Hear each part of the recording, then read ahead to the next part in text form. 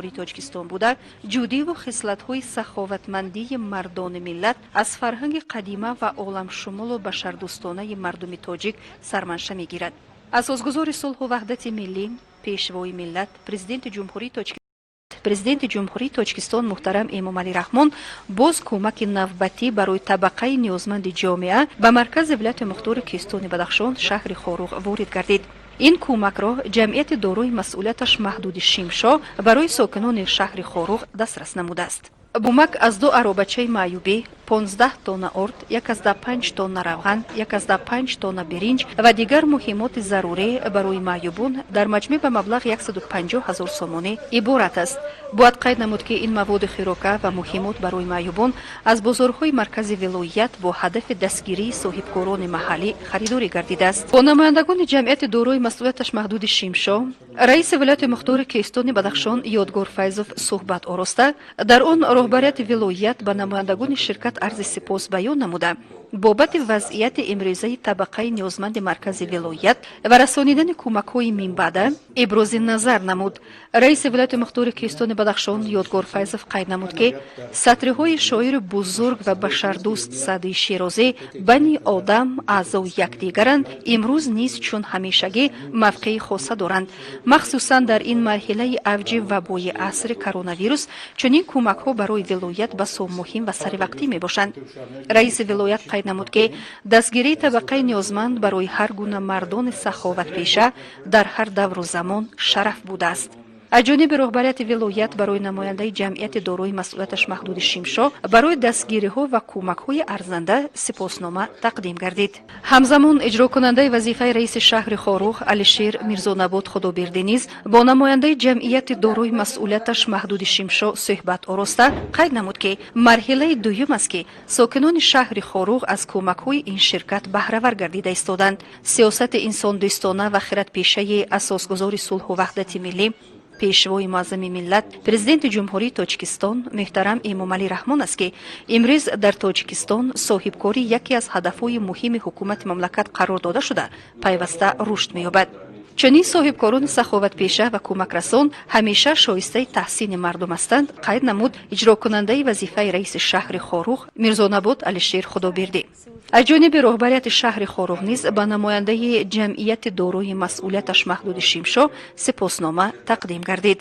бояд гуфт ки фаъолияти ҷамъияти дорои масъулияташ маҳдуди Шимшо натиҷаи сиёсати бобарори ҳукумати ҷумҳурии Тоҷикистон дар самти ҳамкории давлат бо бахши хусусӣ буда, аз ҷониби ин ҷамъият дар оғози маризии коронавирус ҳамчун марҳилаи якуми дастгирӣ барои сокинони маркази вилоят 40 тонна орд кӯмак карда шуда буд.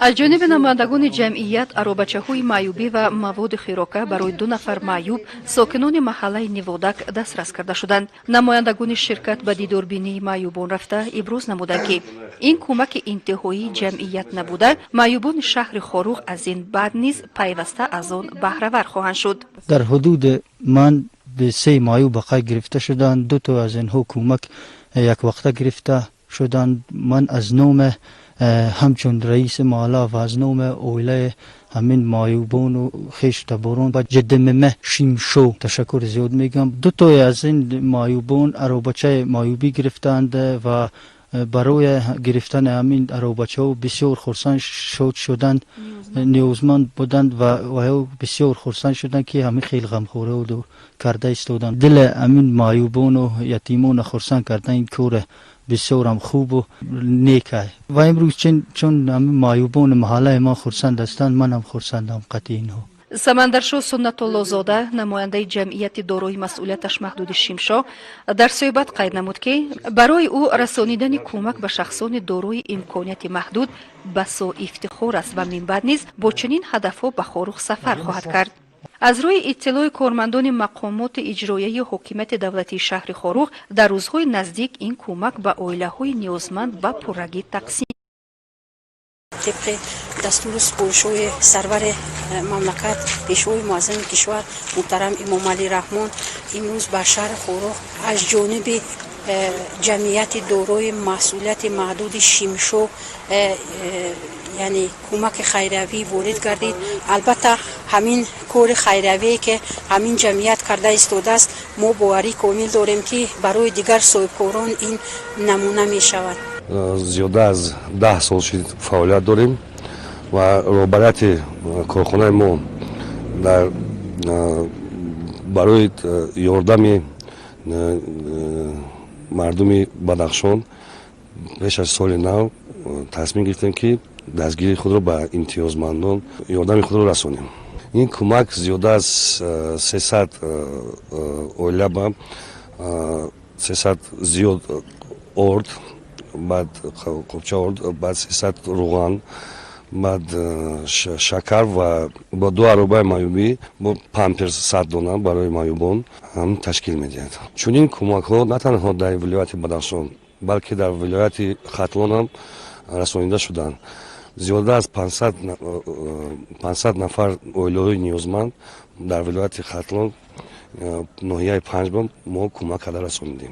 میناداری خود را به اساسگزار صلح و وحدت ملی پیشوای ملت پرزیدنت جمهوری تاجیکستان محترم امامعلی رحمان و رئیس مجلس ملی مجلس عالی شهید دوشنبه رستم امامعلی برای دستگیری به صاحبکاران خصوصا بر جمعیت ما که ما آزادانه فعالیت می‌نماییم و صدقاً برای وطن خود خدمت خود را میکنیم. وطن ما است، مردم ما است. من فکر میکنم که دستگیری مردم این برای هر یک مردی که صادقانه به وطن خدمت میکنند این شرف است.